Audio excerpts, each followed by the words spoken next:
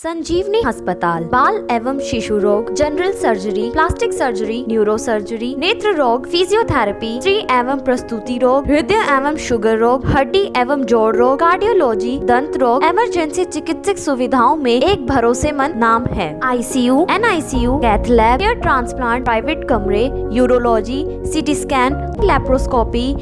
Accident, trauma, heart attack, जले का इलाज, डायलिसिस की सुविधाएं उपलब्ध हैं। सभी मरीजों को खाना फ्री दिया जाता है। आयुष्मान भारत हरियाणा सरकार और रिटायर्ड फौजी भाइयों के इलाज, इंश्योरेंस और TPA पैनल पर सभी सुविधाएं उपलब्ध। पूछताछ मोबाइल नंबर 7027566691। जहाँ मंच पे बैठे सभी नेतागण, वहीं आज आप हजारों की संख्या में राजा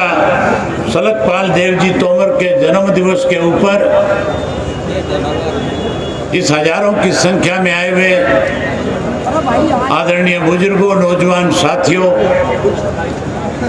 पत्रकार, छायाकार दोस्तों, मैं आपके और चौधरी अजीत सिंह जी के बीच में ज़्यादा समय नहीं लूँगा।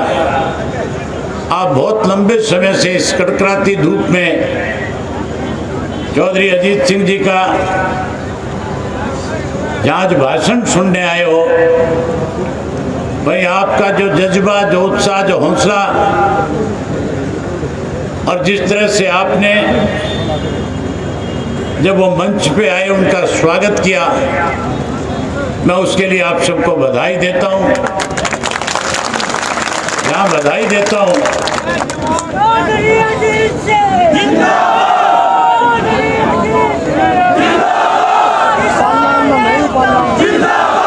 वहीं साथियों, इस ऐतिहासिक धरती को नमन करता हूँ। आज केंद्र की सरकार ने कैसे किसान को परेशान किया जाए, कैसे किसान की जमीन को उससे छीन करके कॉर्पोरेट घरानों के हाथों में सौंप दिया जाए। इस कोविड की आड़ में, इस कोरोना की बीमारी की आड़ में, जहां 3 कृषि के काले कानून बना करके आज 5 वर्ष की उम्र से लेकर के 85 वर्ष के बुजुर्ग तक को उन 3 कानूनों को वापिस करवाने के लिए, जहां माइनस टेम्परेचर डिग्री के सर्दी के उस मौसम में गाजीपुर के बॉर्डर पे, टीकरी के बॉर्डर पे, सिंगू के बॉर्डर पे, जहां शाहजहांपुर के बॉर्डर पे, पलवल के बॉर्डर पे बैठने पे मजबूर किया। वहीं साथियों, आज फिर गर्मी बढ़ती जा रही है, लेकिन देश के प्रधानमंत्री का जो अड़ियल रवैया है, जिस ढंग से उनकी मानसिकता है, छोटी सोच है, आज लाखों किसान केवल और केवल देश के प्रधानमंत्री को इस बात को आगाह कराने के लिए इन सब बॉर्डर के ऊपर बैठे हैं कि आपने जो 3 कृषि के कानून बनाए, जिसकी वजह से आज जहां किसान की जिस जमीन को आप हमारे हाथ से लेकर के अंबानी अडानी को सौंपना चाहते हो, जिस तरह से आपने पुराने जो बड़े हुए कानून थे, जिसकी वजह से हमें अपनी फसल का भाव ठीक मिलता था, उस फसल के भाव को कैसे कमजोर किया जाए,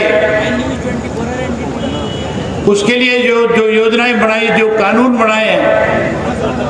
आप अपने कानून को वापस लेने का काम करो। लेकिन साथियों, जहां केंद्र की सरकार टस से मस नहीं हो रही, वहीं उत्तर प्रदेश की सरकार जो है वो लगातार दमनकारी नीति अपना करके, जहां कहीं भी किसी ने न्याय के लिए कोई आंदोलन किया, कहीं कोई सरकार को जाकर के पुकार करी, उसकी बात सुनने की बजाय लाठी और डंडे से दबाने का प्रयास किया। मुझे अच्छी तरह से याद है हाथरस का जब कांड हुआ था, एक दलित की बेटी के साथ जब बलात्कार हुआ, जहां सरकार की जिम्मेवारी बनती थी कि जिन लोगों ने बलात्कार करके उस लड़की को मारने को काम किया, जहां उनके खिलाफ कार्रवाई करनी चाहिए थी, जहां उन्हें पकड़ना चाहिए था, जहां उन्हें फांसी लटकाना चाहिए था, बजाय उन लोगों के खिलाफ कार्रवाई करने के सरकार ने उनको संरक्षण देने का काम किया। और हाथरस के अंदर जब हमारे उत्तर प्रदेश के अलग अलग पार्टियों से जुड़े हुए लोग जाकर के सहानुभूति उस परिवार से प्रकट कर रहे थे, जब जयंत चौधरी जी भी अपनी सहानुभूति प्रकट करने उनके घर जा रहे थे, तो किस तरह से उत्तर प्रदेश की सरकार ने, जहां उसकी जिम्मेवारी बनती थी कि उनको उनके घर तक ले जा करके सुरक्षित वापस लेकर के आना चाहिए था, बजाय वहां उनको उस घर तक पहुंचाने के, उनको रोकने के लिए बैरिकेड्स लगाने का काम किया। जब वो बैरिकेड्स के ऊपर पुलिस के लोगों से खड़े होकर के बात कर रहे थे, उन्हें कहीं अंदर ले जा करके उनको रोकने के लिए उनके ऊपर जब लाठियों बरसाने का काम किया, इस तरह से सरकार दमन से उन बलात्कारियों को बचाने का काम कर रही थी। उस वक्त जब उनके ऊपर लाठियां बरसाने का काम सरकार ने किया, मैं बधाई देता हूं मुजफ्फरनगर के लोगों को, बधाई देता हूं बागपत के लोगों को, बधाई देता हूं मथुरा के लोगों को, जिन्होंने चौधरी अजीत सिंह जी के साथ, जहां चौधरी अजीत सिंह जी को एक ताकत देने का काम किया, वहीं भाई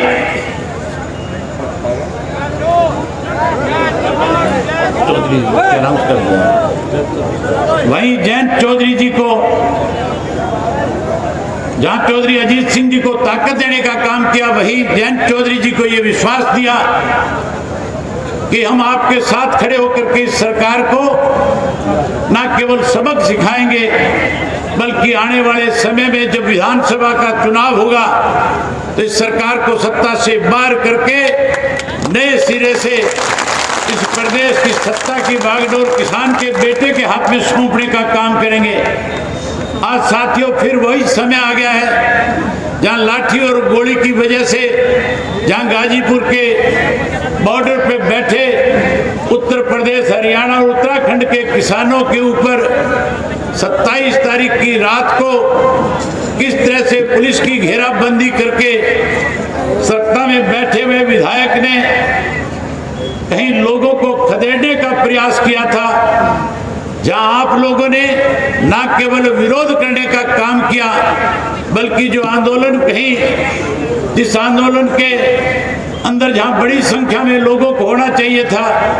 कहीं उस आंदोलन में कहीं छोटी मोटी कमी थी। आपने रातों रात उस आंदोलन को फिर से इतना मजबूती के साथ खड़ा कर दिया, जिस आंदोलन को साजिश के तहत भारतीय जनता पार्टी की सरकार खत्म करना चाहती थी। 26 जनवरी को लाल किले पे जिस ढंग से कहीं किसान का आंदोलन खत्म हो, इसके लिए भारतीय जनता पार्टी की केंद्र की सरकार ने एक षड्यंत्र के तहत जहां लाल किले पे कुछ लोगों को, अपने लोगों को पहुंचा करके ये कह करके उस आंदोलन को खत्म करने का प्रयास किया था कि आज तिरंगे का अपमान हो रहा है। लेकिन बधाई दूंगा मैं इन खास करके जो सोशल मीडिया के लोग हैं, जो छोटे छोटे बच्चे 24 घंटे अपने हाथ में टेलीफोन लेकर के जहां लोगों के बीच में जाकर के इस आंदोलन को मजबूत बनाने के लिए उन लोगों से बातचीत करके पूरे देश के लोगों को दिखाने का काम करते हैं, वहीं उस दिन 26 जनवरी को अगर ये नौजवान बच्चे वहां पे मौजूद ना होते तो भारतीय जनता पार्टी अपने षड्यंत्र में कामयाब हो सकती थी। इन छोटे छोटे बच्चों ने उन चेहरों को बेनकाब करने का काम किया था, जो कहीं बहरूपिया बन करके किसान की शक्ल बना करके जो इस आंदोलन को तोड़ने के लिए षड्यंत्र रच रहे थे, जो भारतीय जनता पार्टी के एजेंट थे, जो आरएसएस के लोग थे, उनके चेहरे दिखा करके साबित कर दिया था कि इसमें कोई किसान नहीं है, इसमें केवल वो लोग हैं जो इस देश को तोड़ना चाहते हैं, जो इस आंदोलन को खत्म करना चाहते हैं, जो आपसी भाईचारे को बिगाड़ना चाहते हैं, जो सिख और हिंदू के नाम पे इस आंदोलन को बांटना चाहते हैं। इन साथियों ने जिस ढंग से उन सबको बेनकाब किया, उसके लिए मैं इनको भी बधाई देता हूं। और वहीं आपसे एक निवेदन करने आया हूं, साथियों, ये धरती वो धरती है जहां से अनेक आंदोलन हुए हैं, जहां से टिकैत साहब ने, स्वर्गीय महेंद्र सिंह टिकैत जी ने, जहां चौधरी चरण सिंह जी ने, जहां किसानों के लिए जब कभी भी उनको चौधरी चरण सिंह को चाहे इस प्रदेश की बागडोर मिली, चाहे इस देश के प्रधानमंत्री के रूप में काम करने के लिए मौका मिला, उन्होंने जिस ढंग से किसानों के लिए सत्ता में रहते हुए अच्छे कानून बना करके किसान की मदद करी, वहीं साथियों विपक्ष में रहते हुए, चाहे लोकसभा थी, चाहे विधानसभा थी, चाहे आम आदमी के बीच में जाकर के कोई लड़ाई लड़ने की बात थी, उन्होंने सदा किसान का साथ दे करके इस देश के किसान को न केवल इकट्ठा करने का काम किया, बल्कि किसान की ताकत को लोकसभा और विधानसभा में बड़ी जिम्मेवारी के साथ खड़ा करने का काम किया था। मुझे अच्छी तरह से याद है, सन 1987 में चौधरी देवीलाल जब हरियाणा प्रदेश के मुख्यमंत्री थे, उससे पहले का एक वक्तव्य मैं आपके बीच में कहना चाहूंगा। सन 1977 के अंदर जब इस देश के अंदर बदलाव आया था, जब इस देश के अंदर जनता पार्टी की सरकार बनी थी, उस जनता पार्टी की सरकार में देश के प्रधानमंत्री के रूप में लोग चौधरी चरण सिंह को देखना चाहते थे, लेकिन कहीं उसमें भी राजनीति हुई और राजनीति के तहत चौधरी चरण सिंह को प्रधानमंत्री से कैसे रोका जाए, इसके लिए उस वक्त के अंदर मोरारजी देसाई का नाम आगे कर दिया गया था। मोरारजी देसाई इस देश के प्रधानमंत्री बन गए थे। चौधरी चरण सिंह जहां उप प्रधानमंत्री थे, वहीं उस वक्त वित्त मंत्री हुआ करते थे। चौधरी चरण सिंह जब किसान की बात कैबिनेट में किया करते थे, तो कहीं मोरारजी देसाई को तकलीफ होती थी, क्योंकि मोरारजी देसाई उस पार्टी से निकल करके आई थी जिन्होंने सदा पूंजीपतियों का साथ देने का काम किया था। साथियों, जब चौधरी चरण सिंह को अपनी कैबिनेट से रात को बिना किसी कारण नोटिस दिए जब उनको कैबिनेट से निकाला गया था, तो चौधरी देवीलाल ने, सरदार प्रकाश सिंह बादल ने, जहां बीजू पटनायक जी ने, इन सब लोगों ने मिलकर के ये फैसला किया था कि आज किसान का अपमान किया गया है। आज चौधरी चरण सिंह को कैबिनेट से नहीं हटाया गया, बल्कि पूरे देश के किसान को अपमानित किया गया है। किसान के अपमान का बदला कैसे लिया जाए, कैसे किसान को फिर से सम्मान मिले, इसके लिए चौधरी चरण सिंह जी के जन्मदिन को मनाने का फैसला किया गया। लाखों की संख्या में लोग दिल्ली के बोट क्लब के ऊपर इकट्ठा हुए थे। चौधरी देवीलाल को उस वक्त के अंदर, चौधरी देवीलाल जी को उस वक्त के अंदर देश के प्रधानमंत्री ने बुला करके कहा था कि आप हरियाणा प्रदेश के मुख्यमंत्री हो, अगर चौधरी देवीलाल आपने इस सभा में जाने का काम किया तो फिर आपको मुख्यमंत्री का पद छोड़ना पड़ेगा। चौधरी देवीलाल ने कहा कि मैं मुख्यमंत्री बाद में हूं, किसान का बेटा पहले हूं। आपने किसान का अपमान किया है, आपने हमारे नेता को बिना किसी कारण बताए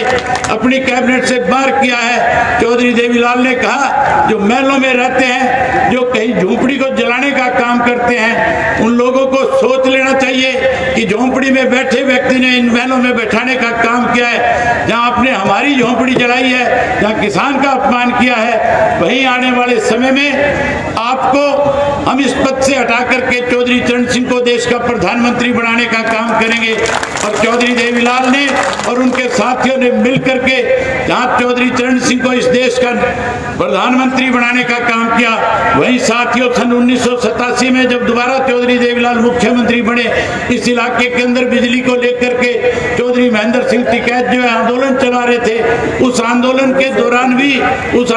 दौरान भी चौधरी देवीलाल जी ने यहाँ के किसान के सामने बिजली की दिक्कत ना आए, उसके लिए अनेक चीजें आपके पास भेजने का काम किया था। मैं ज्यादा समय न लेकर के केवल एक बात आपसे कह करके अपनी जगह लेना चाहूंगा, क्योंकि मुझे लगता है कि समय की कमी है, चौधरी साहब ने भी हो सकता है कहीं जाना हो, इसलिए एक ही बात कहनी चाहूंगा कि आज संगठित होने का समय है। आज कृषि के 3 काले कानूनों को वापस करवाने के लिए हमें छोटे मोटे मतभेद भुला करके इकट्ठे होकर के जहां इस आंदोलन को जीतना चाहिए, वहीं आने वाले समय में जब विधानसभा का चुनाव हो तो भी आपसी मतभेद खत्म करके आपको इस प्रदेश की सरकार को बदल करके किसान के हाथ में सरकार सौंपने का काम करना चाहिए, अपनी खुद की सरकार बनानी चाहिए। यही बात आपसे करने आया, आपने मेरी बात सुनी। आप सबका बहुत धन्यवाद। जय हिंद।